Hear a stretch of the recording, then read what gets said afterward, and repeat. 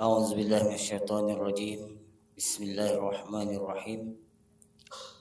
السلام عليكم ورحمة الله وبركاته. الحمد لله رب العالمين. صلوات الله البر الرحيم والملائكة المقربين على سيدنا وعظيمنا وقرة أعيننا محمد طه الأمين وعلى آله وأصحابه ومن تبع سنته إلى يوم الدين. اللهم ارزقنا الإخلاص في النية والقول والعمل. Yang sama-sama kita muliakan sahibul bait yang telah menyiapkan tempat bagi kita. Alhamdulillah kita dapat melanjutkan kajian rutin kita. Kembali kita ingatkan, jangan lupa niat yang ikhlas semata mengharap ridha Allah Subhanahu wa taala dalam menghadiri majlis ilmu agama. Hormat yang sama kepada perintis Bagan Batu Hijrah, pengurus harian, serta para staf-staf dan pengurus, ketua dan seterusnya. Mudah-mudahan kita tetap diberikan keistiqomahan dalam melakukan hal-hal yang diridhoi oleh Allah Subhanahu wa taala. Amin ya rabbal alamin. Para ikhwan dan akhwat yang dirahmati Allah Subhanahu wa taala, insyaallah pada kajian sore ini kita akan membahas tentang amalan-amalan dan peristiwa penting bulan Muharram dan hari Asyura. Karena kita sekarang sudah berada pada tanggal 8 Muharram. Artinya 2 hari lagi kita akan bertemu dengan 10 Muharram atau yang dikenal dengan Asyura. Allah Subhanahu wa taala telah menjadikan di dalam agama ini bahwa antara satu waktu dengan waktu yang lainnya mempunyai tingkatan-tingkatan keistimewaan. Bulan dan bulan, hari, misalkan contohnya hari Jumat itu disebut dengan afdalul ayyamil usbu', hari yang paling afdal dalam satu minggu. Dan juga ada yang disebut dengan afdalul layali, malam yang paling afdal. Malam yang paling afdal itu malam Lailatul Qadar. Dan itu ma'ruf, kita ketahui dan ditetapkan dalam Al-Quran, Lailatul Qadri khairum min alfi syahr. Malam Lailatul Qadar itu nilai ibadah kita pada malam itu khairum min alfi syahr, lebih baik dari 1000 bulan. Begitu juga ada hari yang paling afdal dalam satu tahun yang kita kenal dengan Yaumul Arafah. Hari Arafah dah lewat, barusan kemarin tanggal 9 Zulhijjah. Itu hari yang terbaik dalam setahun. Kemudian juga termasuk hari yang diagungkan di dalam agama kita itu adalah Yaumul Asyura, hari 10 Muharram. Bulan-bulan Muharram juga termasuk bulan yang diagungkan. Inna iddatash syuhuri 'indallahi 12 syahran fi kitabillah. Yauma khalaqas samawati wal arda yauma khalaqas samawati fiha arba'atun hurum. Jadi ada 4 bulan yang Allah agungkan, ya, yang kita kenal dengan bulan-bulan haram, Asyhurul Hurum. Bulan-bulan haram itu artinya bulan yang diagungkan, ya, bukan bulan yang diharapkan nikah, ya, atau bulan yang diharapkan buat pesta, tidak. Bulan yang dimuliakan. Ya, ini yang perlu kita luruskan, kita pahami, ya, dan kita luruskan. Ada sebagian dari saudara-saudara kita, kerabat-kerabat kita yang salah memahami, katanya kalau bulan Syuro ini katanya bulan memandikan keris, ya, ngasih sesajian pada tuyul, katanya menikah di bulan Muharram ini sial, sampai numpang di depan rumah dia pun buat tempat berpesta itu nggak dikasih, katanya sial, haram, nauzubillah min dzalik. Ya, padahal bulan Muharram ini adalah bulan yang agung, bulan yang dimuliakan. Bahkan diriwayatkan bahwa Nabi Sulaiman alaihissalam, ya, menikahi Ratu Balqis itu di bulan Muharram, di Asyura ini, di 10 bulan Muharram. Jadi kalau ikhwan dan akhwat mau nikah, ya bulan ini baik dan bagus, ya, bagi yang belum nikah. Kalau yang udah menikah, nambahlah. Kalau nambah ya juga bagus juga bulan ini, kalau memang sudah mampu, ya. Tapi alhamdulillah ya, bulan ini 2 orang nikah kemarin, ya, kawan kita, ya. Ini bulan yang mulia. Jadi yang belum, usahakan sebelum habis bulan Muharram ini. Masih ada waktu sekitar 20 hari lagi, ya, lebih kurang. Ya, Bang Rehan, ya, sama Bang Zikri, siapa lagi? Bang Amran dah. Oh, udah, ya, kira belum. Bang Jul, Bang Jul udah. Ya, ini. Jadi ini yang perlu kita pahami, bahwa Muharram itu artinya yang diagungkan. Ya. Dulu dikatakan bahwa orang-orang Arab, ya, dulu mereka tidak mau perang pada bulan ini. Ya. Kalau dia ketemu dengan musuhnya, ya, selisih di jalan, dia nggak mau balas. Tunggu selesai bulan haram baru mereka balas. Begitulah saking menghormati bulan ini. Ya. Karena Allah sendiri menyebutkan dalam Al-Quran, fiha arba'atun hurum. Ya, di antara 12 bulan itu ada 4 bulan yang diagungkan. Di antaranya bulan Muharram. Para ikhwan dan akhwat yang dirahmati Allah Subhanahu wa taala. Sebelum kita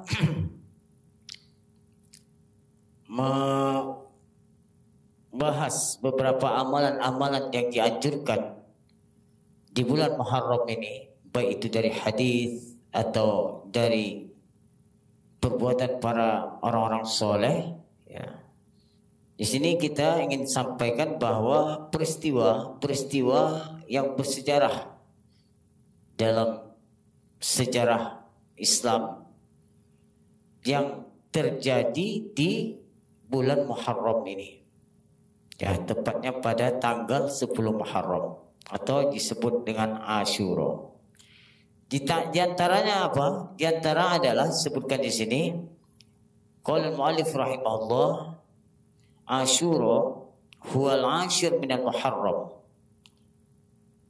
yawma khassasahu Allah Ta'ala bi an qabila fihi taubata sayyidina Adam alaihi salam ba'da an irtakaba dhalika dhanb, haitsu inna sayyidina Adam alaihi salam kana akala min syajaratin min asjaril jannah qad nahahu Allah Ta'ala anhu. Qala Allah Ta'ala wa 'asa Adamu rabbah faghawa. Di antara peristiwa yang bersejarah, ya, terjadi di bulan Muharram ini atau Asyura, bahwa Allah Subhanahu wa taala menerima taubatnya Nabi Adam alaihissalam. Nabi Adam alaihissalam, Allah Subhanahu wa taala panjangkan umurnya 1000 tahun. Dalam satu riwayat 130 tahun beliau habiskan di surga. Ya, walaupun 130 tahun ini berbeda pendapat ulama, ada yang mengatakan menurut hitungan hari kita, ada juga yang mengatakan ya antara asar dan maghrib. Ya, Nabi Adam itu tinggal di surga. Nah, ini ikhtilaf, ya, perbedaan di kalangan para ulama.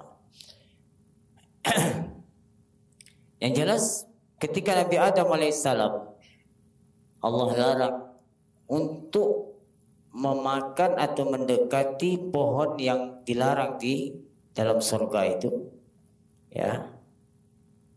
Maka Nabi Adam mendekatinya, ya. Ini Nabi Adam melakukan kesalahan. Sehingga dalam Al-Quran disebutkan tadi wa asa Adamu rabbahu faghawa. Maksudnya Adam melakukan dosa.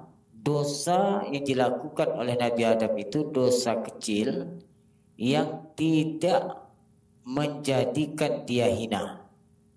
Ini mungkin terjadi kepada seorang nabi atau rasul, dan tetapi langsung ditegur oleh Allah dan bertaubat. Para ulama membagi dosa kecil itu ada dua. Ada namanya fihi khissah wa dana'ah, dan ada namanya dosa kecil itu laisa fihi khissah wa la dana'ah. Ada dosa kecil yang jika dilakukan oleh seseorang maka hina dirinya. Contohnya apa? Seperti mencuri satu buah anggur. Mencuri satu buah anggur, misalnya lewat tukang buah ya depan kita, terus diambilnya satu buah anggur ya. Ini tergolong dosa kecil yang menjadikan pelakunya itu hina, rendah. Kenapa? Karena mentalnya mental mencuri. Dosa seperti ini itu tidak akan terjadi kepada seorang nabi atau rasul. Ada lagi dosa kecil yang jika dilakukan tidak membuat dirinya hina, tapi dia tetap berdosa, tapi tidak menjadikan pelakunya hina. Ini mungkin terjadi kepada seorang nabi atau rasul, tetapi langsung Allah tegur mereka supaya mereka bertobat sebelum ada pengikutnya. Inilah yang terjadi kepada Nabi Adam. Nabi Adam itu tidak mencuri, hanya saja dia mendekati pohon yang memang Allah larang di surga itu. Wa qulna ya Adam uskun anta wa zawjukal jannah wa kula minha ragadan haitsu syi'tuma wa la taqraba hadhihi asy-syajarata fatakuna minadh dhalimin. Al-Baqarah. Wala taqraba, Allah larang Nabi Adam dan istrinya Hawa untuk mendekati pohon tersebut. Nah, pohon apa itu? Di sini juga ikhtilaful ulama. Ya, berbeda pendapat ulama tentang pohon tersebut, dan kita tidak membicarakan di sini. Maka setelah Nabi Adam mendekati itu, maka ya itulah salah satu penyebab Nabi Adam diturunkan ke bumi ini. Dan Nabi Adam bertobat. Coba tengok ya, para nabi itu kesalahan yang kecil yang tidak membuat dia hina, tapi dia langsung bertobat. Dan taubatnya Nabi Adam itu ditulis dalam Al-Quran. Rabbana zalamna anfusana wa illam taghfir lana wa tarhamna lanakunanna minal khasirin. Nah, pada tanggal 10 Muharram Allah terimalah taubatnya Nabi Adam alaihissalam. Ini sejarah penting ya di dalam Islam, peristiwa yang terjadi di bulan Muharram. Kapan itu bahwa taubatnya Nabi Adam diterima? pada tanggal 10 Muharram atau yang disebut dengan Asyura. Ya. Terus yang kedua, berlabuhnya perahu Nabi Nuh alaihissalam. Nabi Nuh alaihissalam juga seorang nabi dan rasul, ya, yang Allah utus kepada kaum kafir pada waktu itu. Ya, karena dulu dari zamannya Nabi Adam sampai pada masa Nabi Idris itu belum ada orang kafir di muka bumi ini, semuanya Muslim. Ya, jadi setelah wafatnya Nabi Adam dilanjutkan oleh anaknya Nabi Syith alaihissalam. Setelah itu baru dilanjutkan Nabi Idris alaihissalam. Nah, setelah wafatnya Nabi Idris, di sini Allah belum mengutus Nabi atau Rasul, jaraknya 1000 tahun. Ya, disitulah muncul kekufuran dan kesyirikan. Maka setelah itu Allah utuslah Nabi Nuh. Jadi Nabi Nuh itu Nabi yang pertama yang diutus kepada kaum kafir. Bukan Nabi yang pertama secara mutlak. Nabi yang pertama secara mutlak itulah Nabi Adam alaihissalam. Ya. Inna Allah astafa Adam wa Nuhan wa ala Ibrahim wa ala Imran ala alamin. Ya, Ali Imran. Ya, dalam Al-Quran disebutkan Nabi Adam adalah Nabi yang pertama, Rasul yang pertama, sekaligus manusia yang pertama. Terus bagaimana dengan hadis tentang Nabi Nuh alaihissalam, anta awalur rusul? Ya, maksud hadis itu adalah engkau wahai Nuh adalah Nabi yang pertama yang diutus kepada kaum kufar. Bukan Nabi yang pertama secara mutlak, tidak. Nabi yang pertama itulah Nabi Adam alaihissalam. Tapi dari zaman Nabi Adam sampai Nabi Idris itu belum ada kekufuran dan kemusyrikan di muka bumi ini. Setelah wafatnya Nabi Idris, di situ terputus kenabian selama 1000 tahun.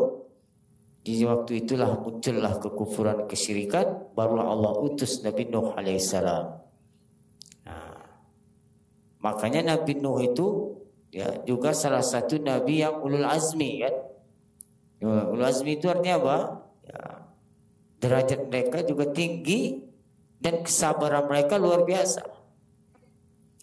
Nabi Nuh alaihissalam ya berapa lama berdakwah di kaumnya, mengajak kaumnya, inni da'utu qaumi lailan wa nahara. Siang, malam, pagi, sore mengajak kaumnya untuk beriman menyembah Allah. Falam yasma'u du'ai illa firara. Ya, tapi mereka tidak mendengarkan apa yang diajak, yang disampaikan oleh Nabi Nuh, melainkan mereka lari dari Nabi Nuh, mereka olok-olok, bahkan mereka menyakiti Nabi Nuh alaihissalam.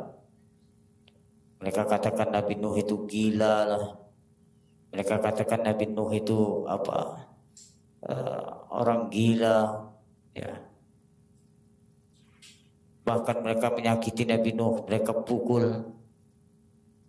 Ya, sampai Nabi Nuh itu pernah pingsan, dipukul oleh kaumnya. Tapi Nabi Nuh tetap sabar mengajak mereka. Nabi Nuh tetap istiqomah mengajak mereka sampai turun ayat yang mengatakan kepada Nabi Nuh, ya, seperti yang disebutkan dalam Al-Quran, ya, bahwasanya wahai Nuh, tidak ada lagi yang beriman kepadamu kecuali yang sudah beriman itu.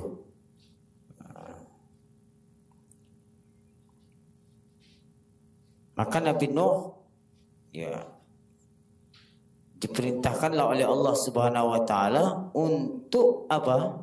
Membuat perahu. Singkat ceritanya, ya, perahu Nabi Nuh alaihissalam ini ya sangatlah besar. Satu riwayat mengatakan 150 panjangnya, 150 meter panjangnya. Wa uhiya ila Nuhin annahu lan yu'mina min qaumika illa man qad aman fala tabta'is bima kanu yaf'alun. Diwahyukan kepada Nabi Nuh, ya, annahu la yu'mina min qaumika illa man qad aman. Illa man qad aman. Wahai Nabi Nuh, tidak akan ada beriman lagi kepadamu kecuali yang sudah beriman itu. Maka Allah perintahkanlah Nabi Nuh untuk membuat perahu. Setelah perahu siap, ya, Nabi Nuh perintahkanlah kaumnya yang beriman untuk masuk ke dalam perahu itu. Singkat ceritanya, dunia ini dulu pernah tenggelam. Gunung-gunung yang tinggi itu pernah tenggelam, ya. 150 cm di atas gunung itu airnya lagi. Tak ada yang selamat kecuali orang yang masuk ke dalam perahunya Nabi Nuh alaihissalam. Maka kaum Nabi Nuh yang tidak beriman dengannya, ya, habislah ditenggelamkan oleh banjir tersebut. Maka tepatnya pada 10 Muharram atau yang kenal dengan Ashura, rasat safinatu Sayyidina Nuh ala Jabalil Judi. Perahu Nabi Nuh berlabuh di Bukit Judi. Ya. Di mana Bukit Judi itu? Ada yang tahu? Di Irak. Nah, di sana, di Bukit Judi itulah perahu Nabi Nuh ini berlabuh. Air surut, ya, langit tidak menurunkan hujan lagi, bumi mengisap airnya kembali sehingga kering, surut, dan waktu itu perahu Nabi Nuh, ya, beberapa bulan, kalau nggak salah lebih kurang 6 bulan berlayar dulu di bumi ini. Sampailah ke Mekah, sampai perahu itu tawaf, sampai ke Arafah, sampai ke Mina, dan sampai ke Irak. Dan sampai sana berlabuhlah di Bukit Judi itu. Tepatnya pada tanggal 10 Muharram. Ini peristiwa sejarah bagi kita umat Islam. Begitu sabarnya Nabi Nuh alaihissalam, ya, setelah berjuang, berdakwah, mengajak umatnya untuk menyembah Allah Subhanahu wa taala dan tidak mensyarikatkannya dengan sesuatu apapun. Seluruh dakwah para nabi seperti itu. Sejak dari Nabi Adam alaihissalam sampai Nabi kita Nabi Muhammad sallallahu alaihi wasallam, semua mereka mengajak kepada menyembah Allah dan tidak mensyarikatkannya dengan sesuatu. Semua para nabi mengajak kaumnya, "U'budullaha wa la tusyriku bihi syai'a." Sembah kalianlah Allah, sucikanlah Allah, sucikan Allah dari sifat-sifat yang tidak layak baginya. Sucikan Allah dari menyerupai makhluknya. Ini dakwahnya para nabi dan rasul. Dan mereka melarang kaumnya untuk mensekutukan Allah. Wala tusyriku bihi syai'a. Dan itu bisa kita lihat dalam Al-Quran, ya, tentang sejarah-sejarah, ya, ayat-ayat yang menceritakan bagaimana dakwahnya para nabi dan rasul. Itu terjadi pada tanggal 10 Muharram. Nah, kemudian apa lagi yang terjadi pada tanggal 10 Muharram itu? Najjallahu Sayyidana Ibrahim minan nari allati ulqiya fiha falam tahrukhu walam tusibhu bi'adha wala hatta thiyabuh bal kanat hadhihi an-naru ha'ilah al-'azimah bardan wa salama ala Ibrahim. Nabi Ibrahim Allah selamatkan dari kobaran api yang besar oleh Raja Namrud. Nabi Ibrahim keluar dari api itu juga tepatnya pada tanggal 10 Muharram. Ya. Raja Namrud mengaku dirinya Tuhan. Ya. Yang tidak mau mengaku dia sebagai Tuhan ditangkap sama dia, dibunuh. Dan Nabi Ibrahim hidup pada waktu itu di masa Raja Namrud. Apa kata Raja Namrud kepada Nabi Ibrahim? Ya. Alam taro ila alladhi hajja Ibrahim fi rabbih an atahu Allahul mulk. Idh qala Ibrahim rabbiyal ladzi yuhyi wa yumiit. Kata Nabi Ibrahim kepada Raja Namrud, Tuhanku Allah yang menghidupkan dan mematikan. Qala ana uhyi wa umit. Kata Namrud, saya juga bisa menghidupkan dan mematikan, katanya. Gimana caranya? Dia panggil dua orang anak.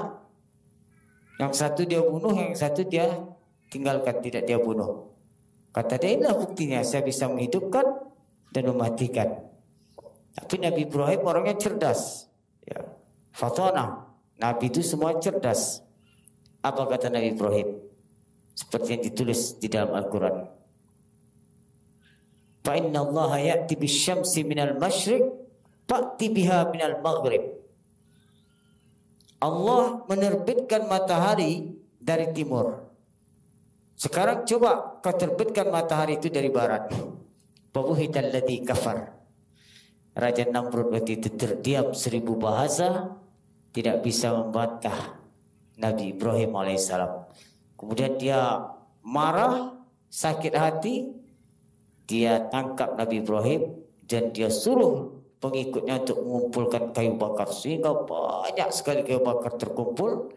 Makinkan besarnya api itu, ya.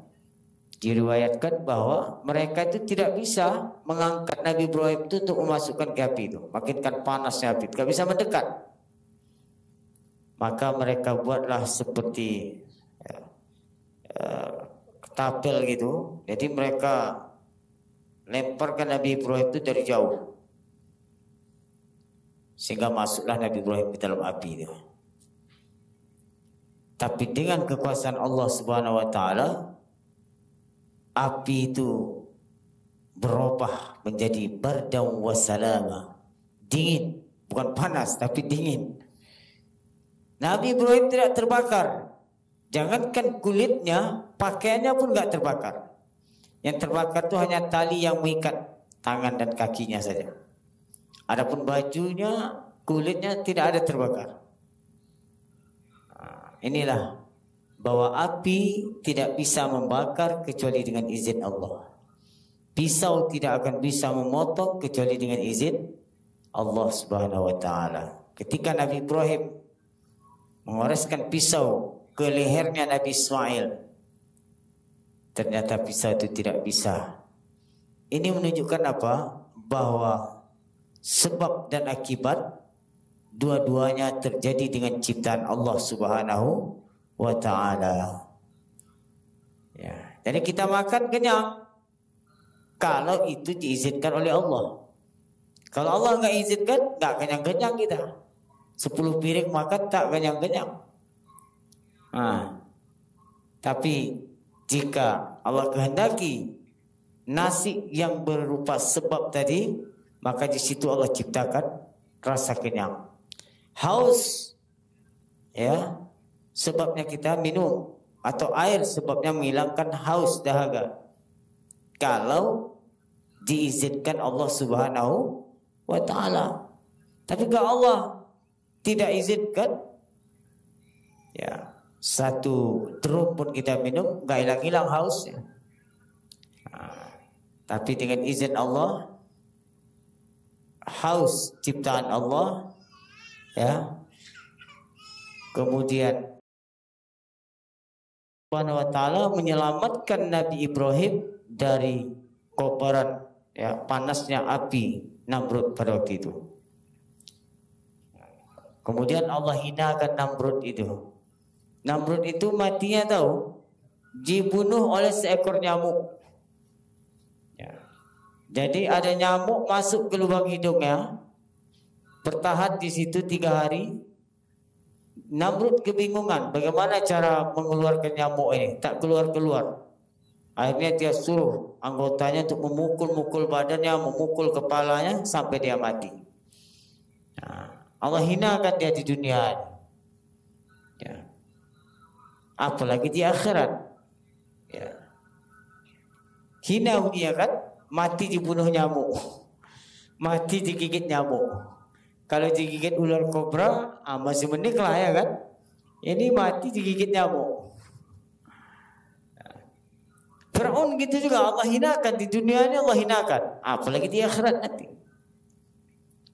Ya, Allah hinakan Fir'aun itu dibunuh oleh apa? Air. Tersendat di air mati. Ya. Allah Maha Kuasa atas segala sesuatu. Ya. Masya Allah kana wa ma lam yasha' lam yakun. Apa yang Allah kehendaki terjadi pasti terjadi, dan apa yang Allah tidak kehendaki itu terjadi pasti tidak akan terjadi. Paham itu ya? Kemudian yang terakhir, ya, di antara peristiwa yang bersejarah terjadi di bulan Muharram ini, wa najjallahu ta'ala sayyidana Musa alaihi salam walladina amanu ma'ahu wattaba'uhu min bani Israel haitsu kanu, ya. Jadi di antara peristiwa yang terjadi pada bulan Muharram ini, Allah menyelamatkan Nabi Musa dari kejaran Firaun. Itu juga terjadi di bulan Muharram ini. Dan Allah menenggelamkan Firaun di 10 Muharram juga. Jadi orang-orang ketika Rasulullah sampai ke Madinah, Nabi lihat orang-orang Yahudi berpuasa. Maka Nabi bertanya, kalian puasa apa? Ma hadza shaum, kata Nabi. Puasa apa ini? Kata orang Yahudi pada waktu itu, al-yaum najjallahu Musa wa aghraqa Fir'aun. Hari ini, artinya hari tanggal 10 Muharram itu, Allah menenggelamkan Fir'aun dan menyelamatkan Nabi Musa. Ya, maka kami bersyukur, maka kami berterima kasih atas keselamatan Nabi Musa dan ditenggelamkannya Firaun. Maka mereka berpuasa. Kata Nabi apa? Nahnu ahaqqu bi Musa. Kita lebih berhak terhadap Nabi Musa untuk mensyukuri atas keselamatannya. Maka Nabi suruh kita berpuasa pada tanggal 10 Muharram itu. Kalau orang Yahudi aja berpuasa, ya, kenapa kita umat Islam, ya, tidak mau berpuasa atas keselamatan? Ya, maka Nabi menyuruh umatnya untuk berpuasa. Tapi Nabi tidak mau kalau ada satu perbuatan bersamaan dengan orang non-Muslim. Nabi sangat benci itu. Nah, makanya Nabi suruh kita berpuasa pada tanggal 9 Muharram atau yang disebut dengan Tasu'a. Kata Nabi, seandainya saya hidup tahun depan, la asuman Tasu'a. Kalau seandainya saya masih hidup tahun depan, kata Nabi, saya akan berpuasa Tasu'a, puasa pada tanggal 9 Muharram. Nah, Imam Syafi'i mengatakan disunnahkan kita berpuasa itu dari tanggal 9, 10, 11, 3 hari. Disebutkan dalam kitabnya Imam Syafi'i. Nah, ini bedanya kita dengan mereka. Kalau mereka orang Yahudi puasa hanya hari 10 Muharram saja, kalau kita dari tanggal 9, tanggal 10 atau tanggal 10 sama tanggal 11, atau dari tanggal 9, 10, 11, itu disunnahkan supaya beda dengan mereka. Karena Nabi tidak mau kalau ada satu ibadah itu bersamaan sama mereka. Makanya ketika umat Islam dulu sholat menghadap Baitul Maqdis, mereka juga menghadap Baitul Maqdis. Maka Nabi kan setiap hari menengok ke langit, kapan malaikat Jibril turun membawa wahyu supaya kiblat kita ini dirubah. Kata Nabi, dalam Al-Quran disebutkan, qad nara taqalluba wajhika fis sama' falanuwalliyannaka qiblatan tardaha fawalli wajhaka syatrul masjidil haram wa haitsu ma kuntum fawallu wujuhakum syatrah. Ya. Nabi menunggu-nunggu kapan malaikat Jibril turun, ya, menunggu wahyu agar kiblat kita ini dipindahkan. Makanya dalam Al-Quran disebutkan, qad nara taqalluba wajhika fis sama'. Sungguh kami melihat ya Muhammad bahwa kamu menengok-nengok ke langit nunggu malaikat Jibril membawa wahyu. Maka mulai sekarang, fawalli wajhaka syatral masjidil haram. Palingkanlah wajahmu ketika salat mengarah ke Masjidil Haram. Maka sejak itulah kita berpindah kiblat kita mengarah ke Ka'bah, Masjidil Haram. Nah, Nabi benci sekali kalau ada satu ibadah yang bersama dengan mereka. Makanya kenapa kita sekarang senang ikut-ikut orang tuh? Orang tuh pakai celana sobek, kita pakai celana sobek. Orang itu pakai anting-anting, kita pakai anting-anting yang laki-laki. Ya, hari ini habis. Kerusakan yang kita hadapi pada zaman sekarang ini, kerusakan moral dan kerusakan akidah. Mereka tidak memerang kita dengan meriam, dengan senjata api lagi, tidak, dengan bom tidak. Tapi pemikiran umat Islam sudah digelabui oleh mereka. Sehingga umat Islam ini lebih senang menyontoh, mengikuti tradisi-tradisi mereka daripada mempertahankan ya tradisi kita sendiri. Nah, inilah kita sebagai anak pelajar BBH Bagan Batu Hijrah, nah, jangan ikut-ikutan. Ya, kalau bisa kita yang memberi pemahaman kepada kawan-kawan kita yang di luar sana. Ya, paham itu ya? Ya, kita simpulkan dari kajian kita, apa saja amalan yang sangat kita anjurkan pada bulan Muharram ini. Di antaranya tadi berpuasa. Ya, berpuasa, karena puasa yang paling afdal adalah setelah puasa Ramadan adalah puasa di bulan Muharram, di bulan Asyurul Hurum. Ya. Kemudian salat yang paling afdal setelah salat fardu itulah salat Qiyamul Lail, ya, atau salatul Lail, salat sunnah di malam hari.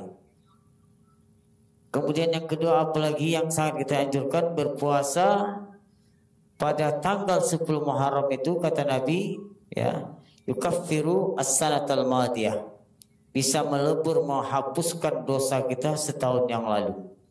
Jadi insya Allah hari Minggu, ya, itu jatuh 10 Muharram, berpuasa kita. Memang hukumnya sunnah, tapi fadilahnya luar biasa. Bisa menghapuskan dosa-dosa kecil kita selama 1 tahun. Ya. Kemudian apa lagi yang sangat dianjurkan kita pada tanggal 10 Muharram? Ya, royal terhadap keluarga. Ya. Royal terhadap keluarga. Ya. Kata Nabi dalam hadisnya, man wassa ala iyalihi yawma Asyura wassa Allahu alaihi sa'ira sanatih. Barang siapa melapangkan nafkah belanja kepada keluarganya seperti istri dan anak-anaknya, atau anak-anaknya yang belum balik dan orang-orang yang wajib ia nafkahi pada hari Asyura itu, maka Allah melapangkan rezekinya sepanjang tahun. Ini yang sudah punya istri ya, biasanya ngasih istri 100.000, maka pada Asyura itu 1 juta ya kasih. Ya, royal. Ya, Bang Amran ya. Siap-siap betul besok dikasih 1 juta. Ini hadis. Kalau Nabi yang bilang pasti. Ya. Kalau kita royal pada keluarga kita, pada istri dan anak-anak kita pada hari 10 Muharram itu, Allah akan lapangkan rezeki kita selama 1 tahun itu. insya Allah rezekinya enggak terputus. Ya. Mudah rezekinya dimudahkan, dilapangkan oleh Allah Subhanahu wa taala. Ya, ini yang punya istri ya. Kalau yang belum punya istri, pada keluarga ya, pada orang tua, terutama yang wajib kita nafkahi, orang tua kita yang fakir, yang miskin, royal pada hari itu. Ya. Kemudian banyak lagi anjuran-anjuran para ulama kita ya.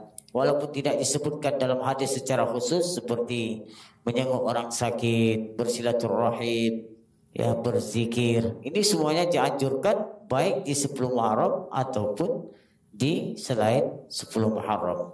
Tapi yang paling fadilah tadi disebutkan dalam hadis, puasa melebur dosa 1 tahun, dosa kecil. Kemudian apalagi royal terhadap keluarga ya, pada anak kita yang belum balik, pada istri, ya orang-orang yang wajib kita nafkahi. Ini diantara amalan-amalan pada 10 Muharram nanti. Ya, mudah-mudahan kita ya diberikan oleh Allah Subhanahu wa taala kekuatan, keistiqomahan ya untuk memperbanyak amal soleh ya, untuk menghabisi sisa jatah umur kita di dunia ini, terutama pada hari-hari yang mulia, pada hari-hari yang diagungkan oleh Allah Subhanahu wa taala. Mudah-mudahan bermanfaat. Mari kita tutup kajian kita ini dengan tahlil, salawat dan istighfar. La ilaha illallah, la ilaha illallah, la ilaha illallah. Allahumma salli ala sayyidina Muhammad wa ala alihi wa sahbihi wa sallim. Rabbi ighfir li wa liwalidayya wa lil mu'minina wal mu'minat walhamdulillahi rabbil alamin. Wassalamualaikum warahmatullahi wabarakatuh.